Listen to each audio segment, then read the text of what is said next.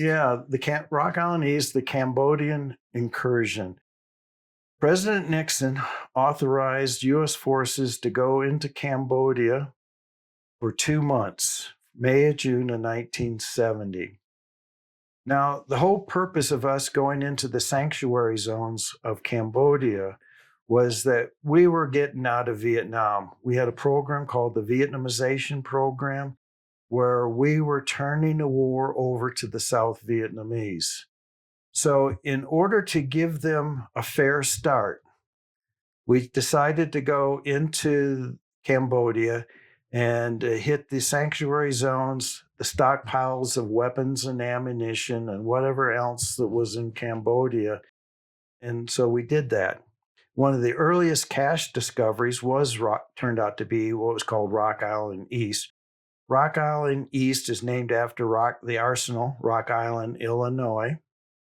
And it was the largest enemy weapons and ammunition cache discovered in the war. Over 328, I believe, tons of weapons and ammunition. It was along this trail in the jungle, and there was different stacks of ammunition that was along this trail. First Cav, a pink team, a helicopter, a little small OH-6 Loach helicopter, was flying at treetop level in order to draw enemy fire. That was his purpose. The pink team would draw enemy fire. Seems like a terrible job. But then you'd have the red team, which were the Cobra gunships. Once they drew fire, they would mark it with white phosphorus smoke. And then the Cobras would come in with their rockets and the 40 millimeters and shoot the area up. But they were flying low over the jungle, and they saw the stacks of ammunition. First Cav, 2nd of the 12th Charlie Company assaulted in there and took the cache site over. And then they called for us to destroy it. And of course, this was a big deal. Outside the cache site was a clearing that you could land 2 helicopters in. And so news people would come in there. And you can see films of all the stuff that was filmed because news crews were allowed to see it. They set by the helicopter pad, they had set up a display for the news people. It was a big thing. But our job was to come in and destroy it. And so we had a 7-man EOD team, and took us about 6 days to set it on up. And we asked for initially asked for 340 cases of composition C4 explosives, but then we only got 288 cases of C4. A case of C4 weighs about 40 pounds of explosives. So, and then we got several cases of detonating cord because we had to tie all this stuff in along the trail.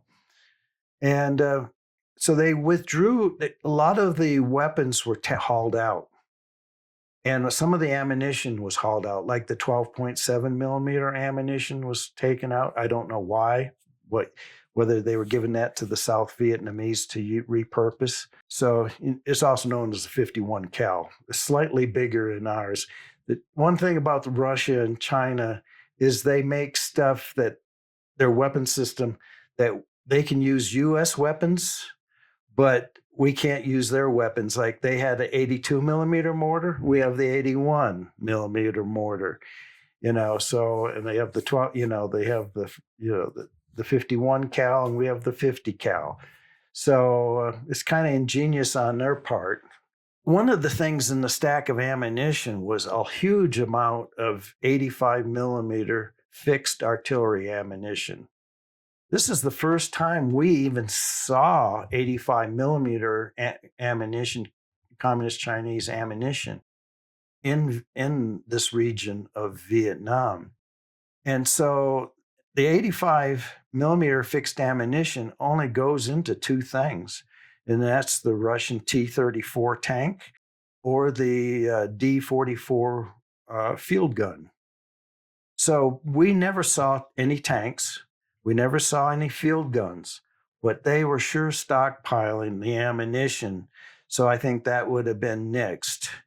And anyway, we blew that up. And on the final day that we to destroy the ammunition, there was only two of us EOD guys on the ground. There was myself and Master Sergeant Land. And then we had a squad of first Cav guys, Echo Recon of the 2nd of the 12th, was our security on the ground. And that's all we had on the ground. We had 2 helicopters that came in waiting to extract us. So when it came time to pull Rock Island east, we got the word to go and set it off. So we had 10 priming systems that were 10 minutes each. And then we also had dual detonating cord lines, 2 lines running to each of the cache sites, and we had buried those lines. If the enemy came in, we would get probed. We knew that I don't think the enemy had enough people to launch an offense, to recover the cache site. But we were being watched. As we withdraw off of that, they could disrupt our fusing systems, cut the detonating cord leads, and stuff like that. So we pulled all the shots. We run to the lead helicopter. We were to get on the lead helicopter. So I run there, and then there's this captain on the helicopter on the radio, and he yells at us, "Cut the fuse, cut the fuse, cut the fuse." We don't know what's going on. We don't ask questions. Why are you wanting us to cut the fuse? What's going on? We just ran back over there, took our crimpers, and cut all the fuse lines. Just picked up a burning line, but cut it, where it hadn't burned yet. And then we go back to the helicopter, and he's yelling at us to light it. It's like, it's not that simple. And we just cut all the fuses, and we have no more fuse igniters. The M60 fuse igniters is what we used. We didn't have any more. So we had to go back out to our fuses, take out our pocket knives, split the end of the fuse, take out our C ration matches, put a match head in the split, and take another match, light it, and then light that so it helps light the fuse. And because it spits back, real quick, you can light a second fuse off first fuse. And so we're lighting out. Now we don't know the time. We just cut fuses. And while we're doing all this stuff, we also had 8 perimeter charges that we put around the perimeter, and they started going off at 2 minutes. And the whole purpose of these 8 charges that we put in the perimeters, just a C4 block, was to keep anybody that was there waiting to move in, to keep them away, But our charges start going off. And of course, people on the helicopter people don't know nothing about those perimeter charges that we put in there. And I do think that they thought maybe we're taking mortar fire. And you can see that he's bouncing it, he's wanting to leave. So we light the fuses, we get in the helicopter, the first lead helicopter, and we can't take off. We're overloaded, can't lift. Door gunner taps me on the shoulder, says, "You're going to have to get off." He taps one of the infantry guys.